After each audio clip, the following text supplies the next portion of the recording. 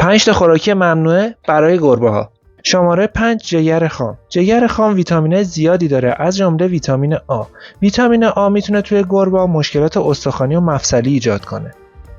شماره 4 قهوه و کافئین. خوردن این مواد باعث بالا رفتن ضربان قلب و بیقراری و حتی باعث استفراغ و تشنج میتونه بشه.